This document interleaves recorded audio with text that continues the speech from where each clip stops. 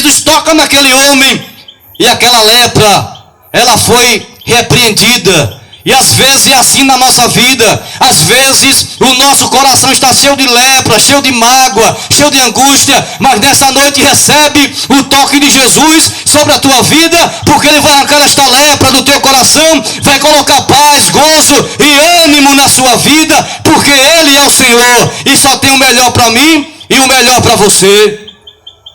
Aí é quando a gente vai no capítulo 2. Ele entra em Cafarnaum. A Bíblia diz que ele entrou dentro de uma casa e logo se juntaram tantos lugares junto às portas que nem ainda cabia. E diz a Bíblia que ele anunciava-lhe a palavra. Jesus começa a pregar, começa a administrar a palavra. Mas enquanto Jesus estava dentro daquela casa, pregando a palavra, anunciando a palavra, o que me chama a atenção é que a Bíblia vem dizer para nós que vieram ter com ele conduzido um paralítico, trazido por 4, irmão. 4 homens pegaram aquele homem paralítico. Aquele paralítico não poderia se levantar de onde ele estava para ir onde tem Jesus. Mas o interessante é que Deus levantou 4 homens para ajudar aquele homem paralítico. O que eu quero dizer para você nessa noite: se prepara, Jesus vai levantar alguém para ajudar você.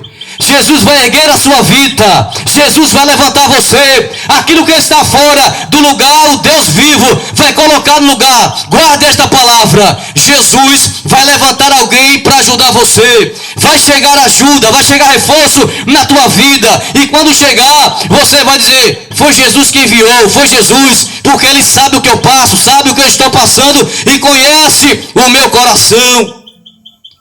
O que me chama a atenção é que estes 4 homens, estes 4 amigos, pegaram este homem, não levaram para um prostíbulo, não levaram para uma boca de fumo, não levaram para um lugar de prostituição, não. Eles levaram para os pés de Jesus, porque eles sabiam que Jesus poderia fazer um milagre acontecer na vida daquele homem.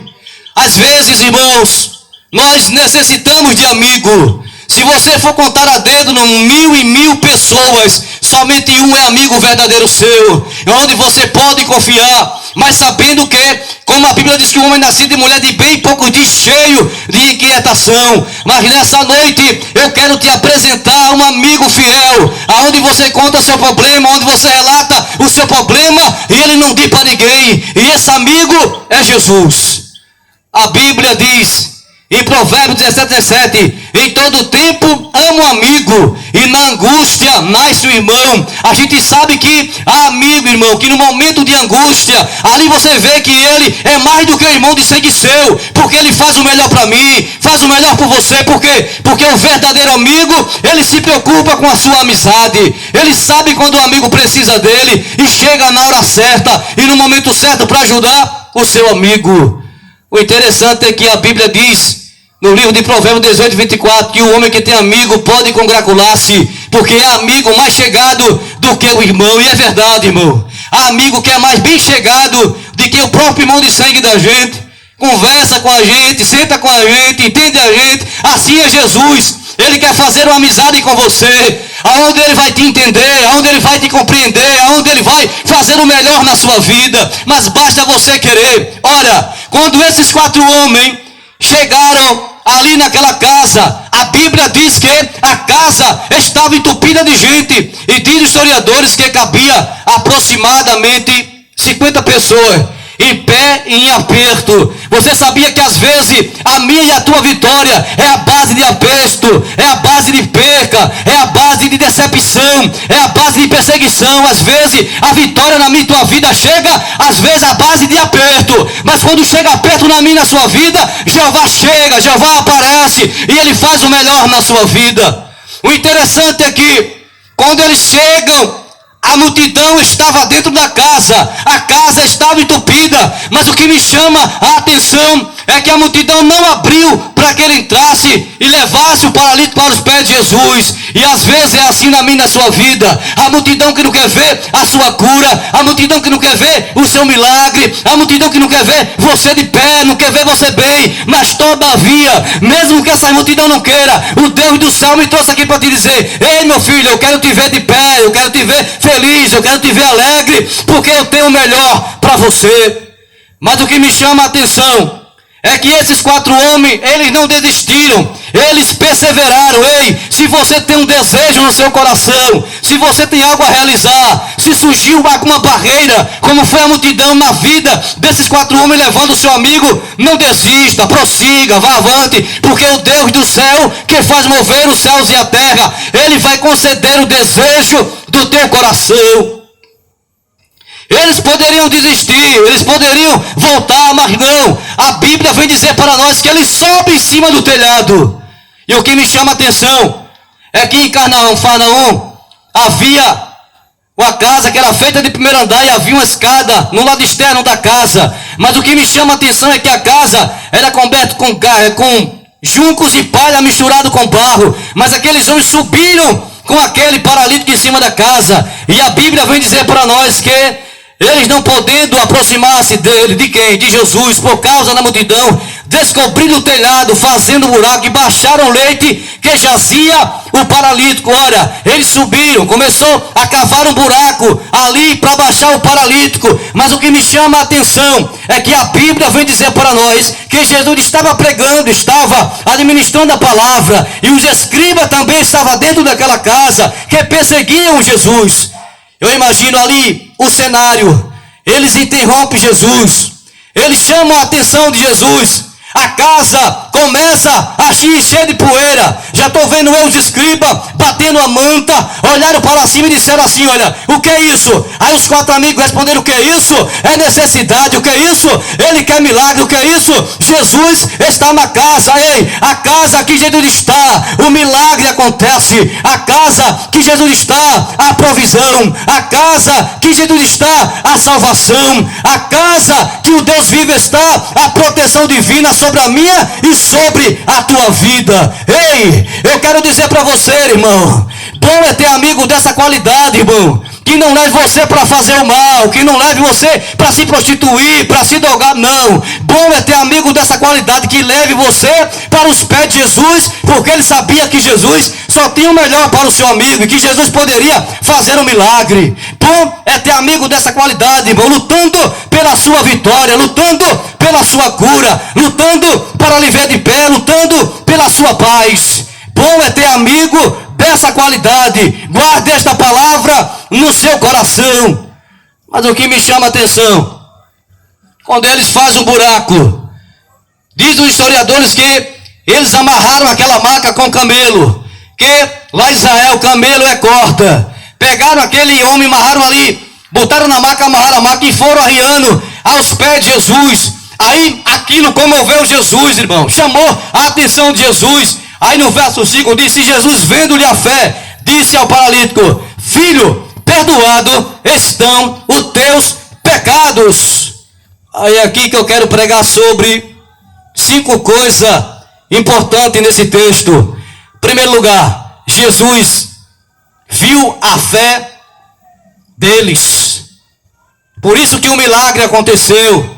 E a Bíblia diz em Hebreus 11, sem fé é impossível agradar a Deus. Às vezes, para Deus fazer um milagre na minha e na sua vida, em você tem que ter fé, para que o milagre possa ser feito na minha e na sua vida. Às vezes não acontece, porque há dúvida no meu coração e no seu coração. Mas para o milagre acontecer, você tem que ter fé. Mas o que me chama a atenção, irmão, é que o que interessava a Jesus não era a sua cura física, mas sim a sua cura espiritual. Aí vem a segunda coisa nesse texto importante, quando Jesus diz assim: filho, perdoado estão os teus pecados. E nessa noite é assim na sua vida. Jesus quer perdoar os teus pecados, meu filho. Jesus quer escrever o teu nome no livro da vida. Jesus tem o melhor para você aqui nessa noite. Como é que está no teu coração? Ele quer perdoar você. Ele quer fazer o melhor na sua vida. E a Bíblia diz em 1 João 1,9: se confessarmos o nosso pecado, Ele é fiel e justo para nos perdoar o pecado e nos purificar de toda injustiça. Ele quer apagar as tuas transgressões aqui nessa noite. Ele tem veste para você, veste lavada e remida com o sangue do Cordeiro. A Bíblia diz que Ele pega o nosso pecado e joga na profundeza do mar. Miqueias 7,19: tornará a piedade de nós, subjugará toda a nossa iniquidade e lançará todos os nossos pecados na profundeza do mar. Mas todavia, você tem que se arrepender.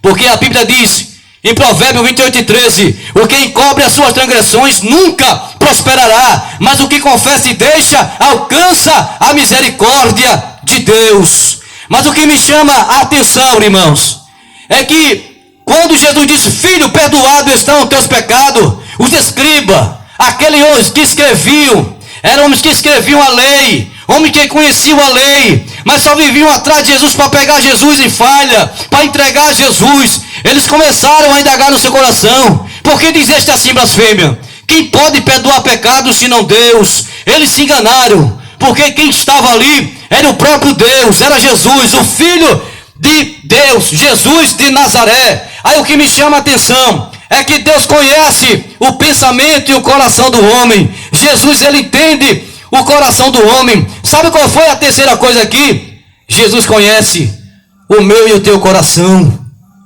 Jesus viu quando ele começaram a indagar no seu pensamento, porque Jesus é onisciente. E a Bíblia diz em Jeremias 17 e versículo de número 9: enganoso é o coração mais do que todas as coisas, perverso, quem o conhecerá? Mas Deus conhece, porque a Bíblia diz que Ele esquadrinha o meu e o teu coração, irmãos. Ele esquadrinha, Ele conhece o meu e o teu coração, por dentro e por fora. Jesus sabe o melhor para mim, sabe o melhor para mim e para você nessa noite, porque Ele só tem o melhor. Às vezes precisamos de dar o primeiro passo para Jesus fazer, mas o que me chama a atenção é que nas tradições dos anciões, Jesus fala que o que contamina o homem não é o que entra na boca, mas sim o que sai da boca é o que contamina o homem. Os discípulos tiveram dúvida, aí Jesus disse: olha, mas o que sai da boca do homem procede do coração, e isso contamina o homem. Porque do coração procede os maus pensamentos, morte, adultério, prostituição, furtos, falso testemunho e blasfêmia. Isso não agrada a Deus. Coração que maquina o mal, coração que às vezes maquina contra mim e contra a tua vida. Se tem alguém preparando mal para a tua vida, não se preocupa, porque Jesus nessa noite, Ele vai desfazer o mal na sua vida e vai fazer o milagre acontecer na sua vida aqui nessa noite, porque Ele tem o melhor. Jesus pode fazer um milagre para você. Sabe o que me chama a atenção, irmão, para encerrar? Nesses 4 amigos, eu poderia colocar o nome de um, fé. E a Bíblia diz que porque andamos por fé e não por vista. A gente sabe que amigo verdadeiro para a gente encontrar, irmãos, é difícil. Se você tiver um amigo, valorize ele, porque como eu falei aqui, que amigo que é mais chegado que o irmão, porque através desse amigo você vai ter benefício, porque Deus usa aquele que nos ama para ajudar. Aguarde a ajuda de alguém na tua vida. Deus vai levantar alguém. Se eu fosse colocar outro nome, eu colocaria amor. Sabe por quê, irmão, amor? Porque hoje em dia as pessoas não têm mais amor ao seu próximo, ama o seu.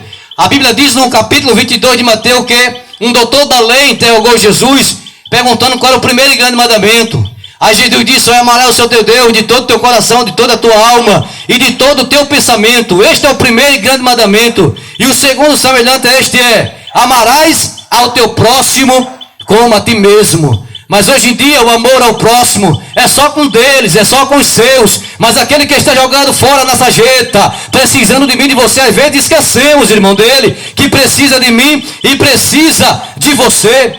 Sabe qual é o quarto nome? União. Sabe por que união?